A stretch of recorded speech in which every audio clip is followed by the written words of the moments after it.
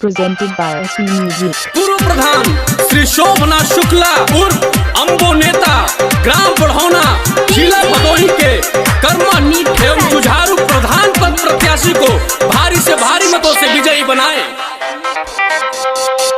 सुन लो ये चाचा चाची बहनी ये भाई भाई शोभनाथ चाचा के एक बेरी फिर से जिताई।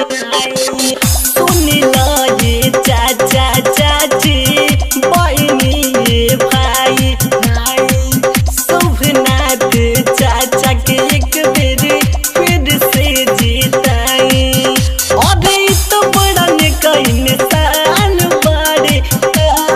बाड़े दुखिया गरीबन के जान बाड़े बढ़ौना के सान बाड़े दुखिया गरीबन के जान बाड़े बढ़ौना के सान बाड़े। शोभनाथ जिंदाबाद जिंदाबाद जिंदाबाद शोभनाथ जिंदाबाद जिंदाबाद जिंदाबाद। राजनीति नहीं, मैं दिलों पे राज करने आया हूँ।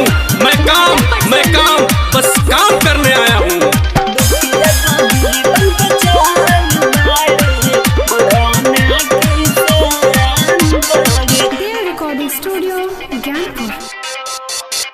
घर घर में आवास दिलोई है नल का बिजली पानी हो केहू न शिक्षा से वंचित रही बदला हमर मानी हो।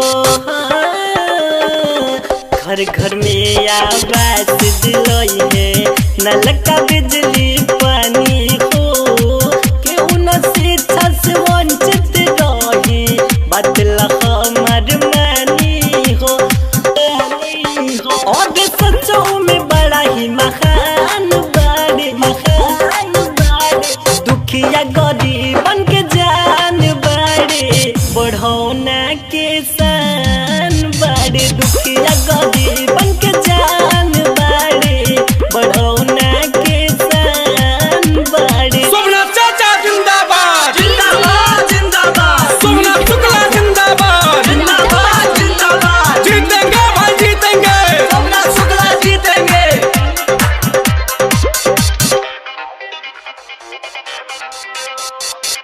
दिल के बड़ा धनी हवे रखे सब कर ख्याल हो सच में उनकर फैन हो गईले पूरा गौवा जवार हो। दिल के बड़ा धनी हवे रखे सब कर ख्याल हो सच में उनकर फैन हो गईले सूरज दुर्गा लाल हो। और पूरा कैले सबके अरमान बाड़े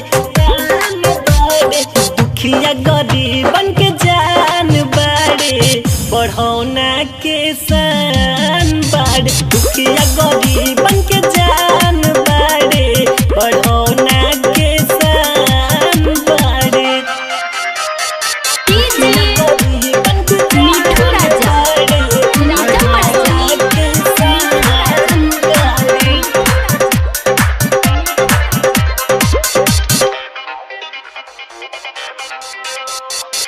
घर घर बिजली सड़क दिहले ई त अपना राज में जवन कैले शोभनाथ चाचा केहू न कैले से आज ले।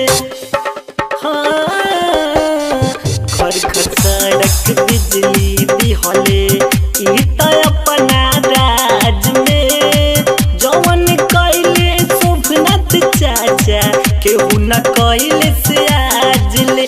और तो बड़ा इंसान बाड़े